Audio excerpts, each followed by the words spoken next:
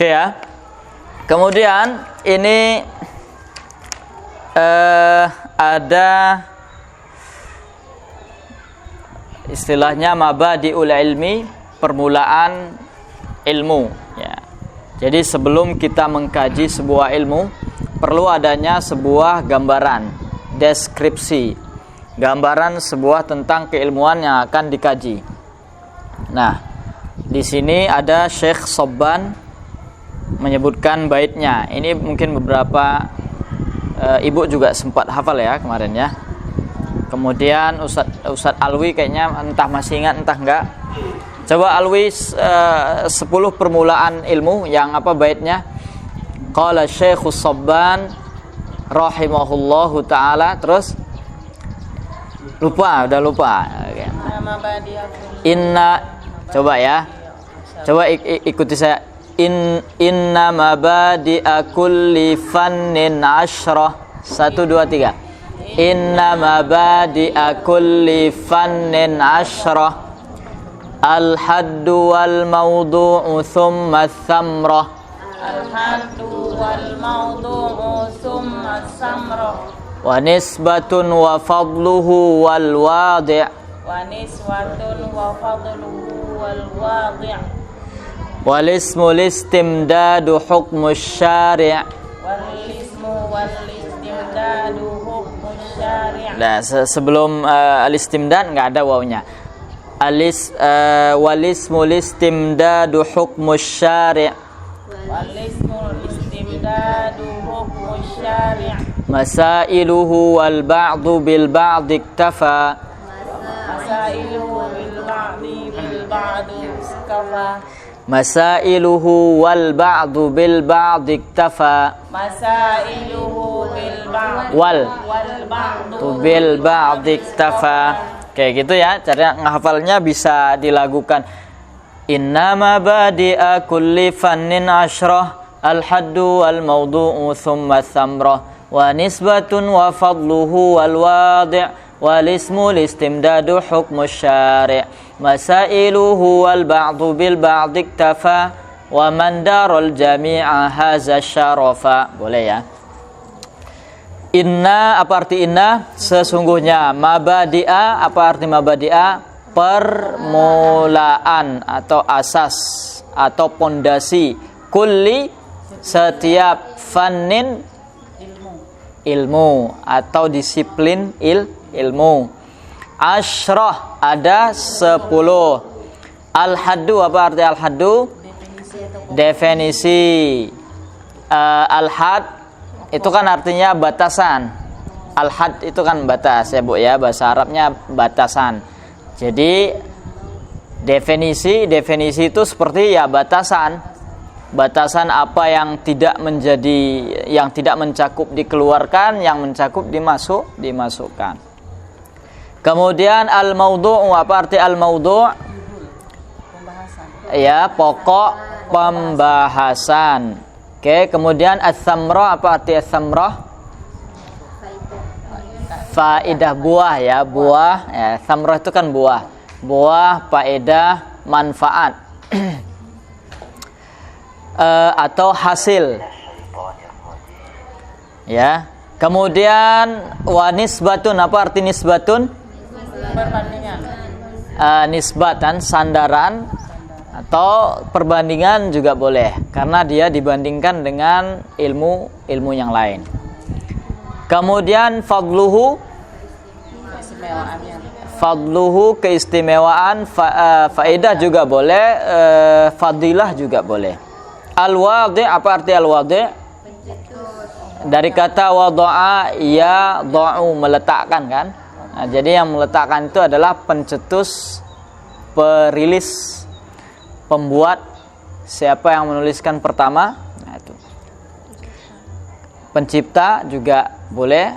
Kemudian al-ismu, apa al-ismu? Nama ya. Kemudian al-istimdadu, sumber yang diambil, istimdad. Kemudian hukmus syari', hukum mempelajari. Ya. Berarti di sini hukum syari' berarti hukum syariat, ditimbang dengan hukum syariat. Kemudian masailuhu, masalah-masalahnya. Masalah-masalah itu lebih rinci daripada maudhu'. Wal ba'du, sebagian ulama, bil ba'di, mencukupkan sebagian saja, iktafa, ya, mencukupkan. Jadi 10 ini adalah yang paling maksimal, yang sempurna. Ada juga sebagian ulama mencukupkan sebagian, mungkin definisi saja atau definisi faedah sama samroh sudah cukup, atau ditambah hukum syari', itu sebagian ulama. Wa man dara, dan siapa yang menguasai, siapa yang mengetahui, siapa yang mempelajari al-jami'a, semuanya yang tadi itu 10. Haza, apa arti haza? Haza itu haza yahuzu, artinya jawaz, jaiz, jaizah, mendapat, memperoleh, menerima. Asyarafa, arti asyarafa, kemuliaan. Jadi kalau pengen maksimal ya 10-nya, pengen menghemat waktu ya 3, 4 sudah boleh lah. Asalkan yang paling pertama sekali jangan tidak ada definisi. Masa sebuah keilmuan definisinya nggak ada, yang penting belajar aja lah, nggak usah ditanya-tanyakan definisinya mana. Jadi apa nanti gambarannya apa? Ke al-haddu, definisi ilmu tajwid. Definisi, kalau definisi itu mungkin orang SMP, SMA sudah ngerti. Kalau SD mungkin masih bahasan pengertian, atau sudah juga ada definisi. Kalau semasa saya sekolah masih pengertian, belum ada kata definisi. Kalau untuk anak SD, bahkan SMP. Jadi guru-guru yang ngajar sudah ada kan definisi, atau masih pengertian? Masih pengertian kalau di SD. Nah, bisa al-haddu, bisa at-ta'rif. At-ta'rif itu pengertian, definisi. Definisi secara bahasa ilmu tajwid itu apa? Kan ilmu tajwid itu dari kata jawada yujawwidu tajwidan. Jadi sama dengan hassana yuhassinu tahsinan, memperbaiki, memperindah, memperbagus. Kemudian secara istilah, masih ingat Ustaz Alwi? I'ta'u kulli harfin haqqahu minas sifati minal ahkamin nasyiati min hadhihi sifati. Nah, jadi ini kalau pengertian ilmu tajwid dulu, zaman dulu ya, ilmu yang mempelajari tentang bagaimana cara membaca Al-Quran dengan baik dan benar. Itu zaman dulu. Kalau ini pengertian yang lebih rinci, itu pengertian yang lebih umum. Kalau sekarang, jadi memberikan setiap huruf haknya masing-masing. I'ta'u kulli harfin haqqaha minas sifati, baik dari sifatnya. Kemudian minas sifati wa mustahaqqaha minas sifati, kalau sifat itu sifat yang melekat kepada sebuah huruf. Wa mustahaqqaha, kalau mustahaknya itu biasanya dia tidak melekat, cuman nanti suatu ketika bisa timbul. Bisa timbul, terjadi mungkin ya pertemuan dua huruf, pertemuan dengan huruf yang lain, pokoknya nanti di hukum-hukum yang lain. Minal ahkamin nasyiati, daripada hukum yang timbul, yang muncul ya. Minal ahkamin nasyiati, terus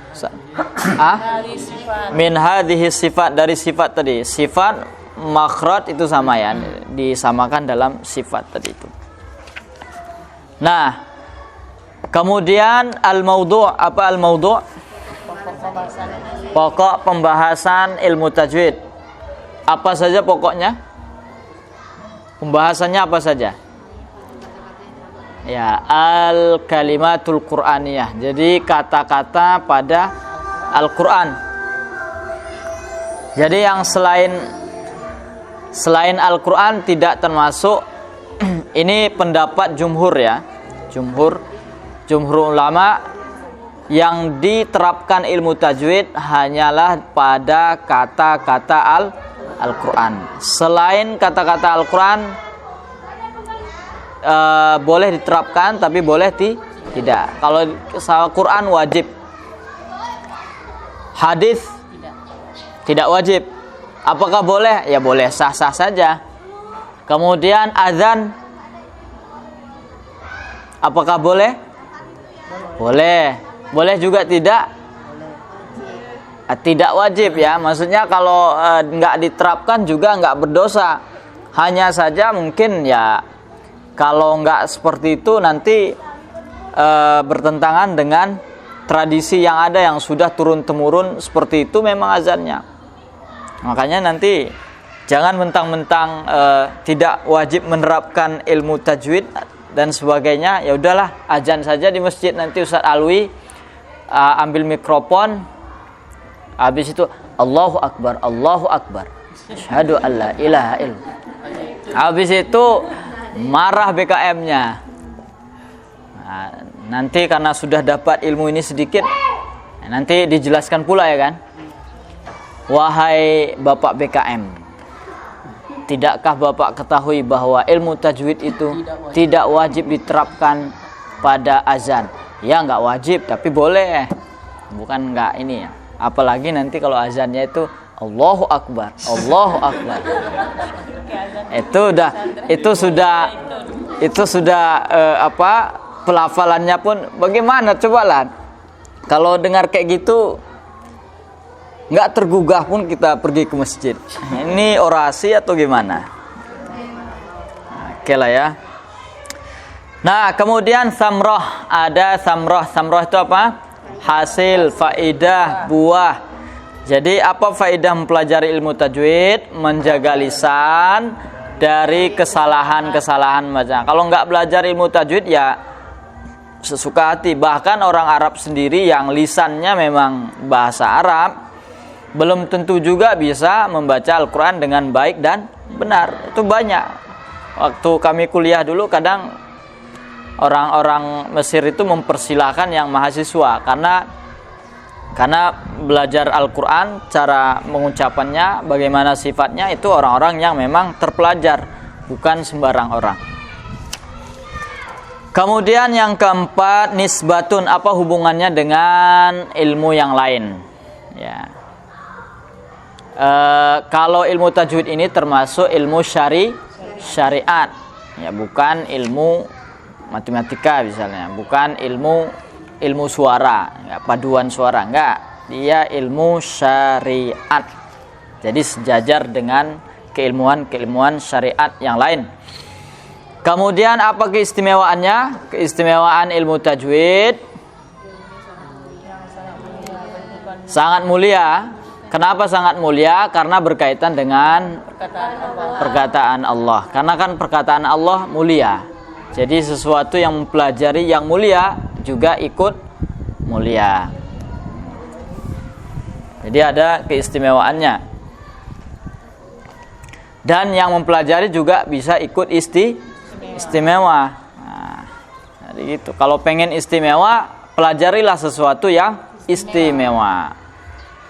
Kadang orang menghabiskan waktunya untuk mempelajari not-not lagu dan sebagainya, nada-nada lagu. Itu sampai menghabiskan usianya. Nah, dia anggap itu berfaedah dan mulia. Ya, itu versi dia kan. Kalau yang memberikan garansi mulia adalah Allah sendiri. Ya.